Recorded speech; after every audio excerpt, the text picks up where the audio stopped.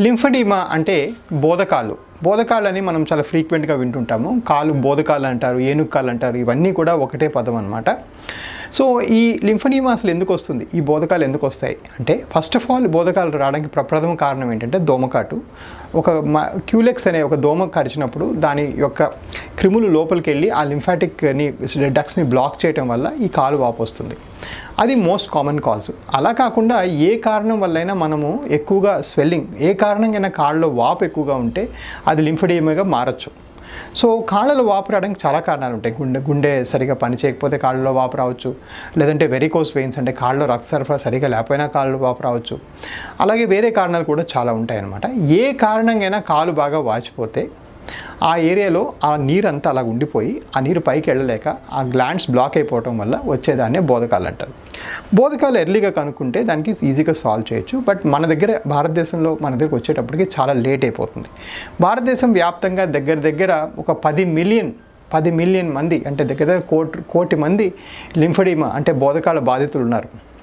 So ఈ బోధకాలు వచ్చింది అన్నాక దాని డయాగ్నోసిస్ ఎలా చేస్తామంటే, చూస్తేనే తెలిసిపోతుంది. కాలు బాగా ఉబ్బు ఉంటుంది, ఆ వేళ్లలో కూడా వాపు ఉంటుంది, అక్కడ రోమాలన్నీ పోయి ఉంటాయి, అండ్ కాలు హెవీగా నడిచేటప్పుడు లాక్కుంటూ నడుస్తూ ఉంటారు.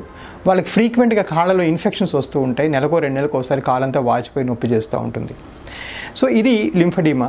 దీని వచ్చినప్పుడు ఏంటంటే, ఫస్ట్ ఈ కాళ్ళ వాపు ఎందుకు వచ్చిందని చిన్న టెస్టులు చేయాల్సి వస్తుంది. కలర్ డాప్లర్ పరీక్ష మరియు హార్ట్ పరీక్షలు ఇవన్నీ చేసుకుని ఇది ఏమన్నా ప్రైమరీగా ఏమైనా కారణం ఉంటే ఆ కారణాన్ని ఫస్ట్ ట్రీట్ చేయాలి. ఆ ట్రీట్మెంట్ తర్వాత ఈ బోధకాల ట్రీట్మెంట్ మన దగ్గర ఏవిస్ హాస్పిటల్లో పూర్తిగా అవైలబుల్గా ఉంది. ఇప్పుడు ఏం చేస్తామంటే, ఫస్ట్ ఏంటంటే కాళ్ళకి ఒక మిషన్లో పెట్టి నీరంతా బయటికి తీస్తాం. ఆ నీరంతా బయటికి తీసిన తర్వాత అదే రోజు మీ కాళ్ళకి కట్లు కడతాం. ఆ కట్లు మళ్ళీ నెక్స్ట్ డే ఇప్పి మళ్ళీ కడతాం, మళ్ళీ ఇప్పి మళ్ళీ కట్టి 2-3 సార్లు కట్టి అదే కట్టు ఎలా కట్టుకోవాలని పేషెంట్కి కూడా నేర్పించి పంపించడం జరుగుతుంది.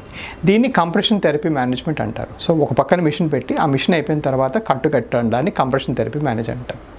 దీని తర్వాత అలా చేసి క్రమంగా చేస్తుంటే 2-3 నెలలకి బాగా వాపు తగ్గిపోతే ఆ ఎక్స్ట్రా స్కిన్ని ఓపెన్ చేసి తీసేసేయచ్చు. దాన్ని రిడక్షన్ సర్జరీస్ అంటారు. అది రిడక్షన్ సర్జరీ చేసుకుంటే లింబ్ ఓవరాల్ సైజ్ తగ్గుతుంది.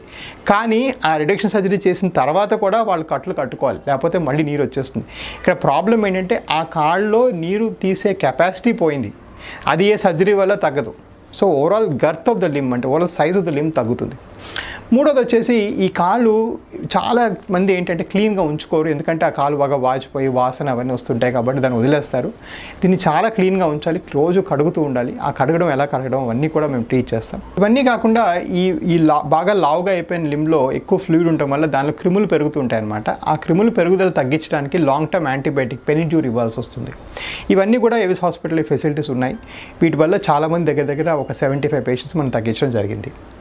అండ్ ఈ లింఫెడిమా ప్రివెన్షన్ అంటే ఈ బోధకాలు ప్రివెంట్ ఎలా చేస్తాం, అసలు రాకుండా ఎలా చూసుకుంటామంటే, ఫస్ట్ ఆఫ్ ఆల్ ఈ బోధకాలు రాకుండా చూసుకోవడానికి ఫస్ట్ చూడాల్సింది ఏంటంటే, కాల్లో కొంచెం వాపు వచ్చినా కూడా ఒక వాస్కులర్ ఎక్స్పర్ట్ దగ్గర మీరు వెళ్ళి మీ కాలు చూపించుకొని అసలు ఏ కారణంగా ఈ వాపు వస్తుంది, ప్రైమరీ కాజ్ ఏంటి, దాన్ని సాల్వ్ చేసేస్తామంటే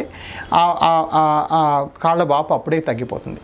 కానీ అలా కాళ్ళు వాపు వచ్చి కంటిన్యూ అవుతుంటే లోపల ఫైబ్రిన్ స్ట్రాండ్స్ లాగా ఫామ్ అయ్యి ఫైబ్రోసిస్ వచ్చేసి ఆ కాళ్ళు వాపు తగ్గలేని పరిస్థితికి వచ్చేస్తుంది. మన భారతదేశంలో దురదృష్టవశాత్తు చాలామంది 90% పేషెంట్స్ ఈ కాళ్ళ వాపు పూర్తిగా తగ్గించలేని ఫేజ్లోకి వెళ్ళిపోతారు. So the main key for prevention ఏంటంటే ఎర్లీ డయాగ్నోసిస్.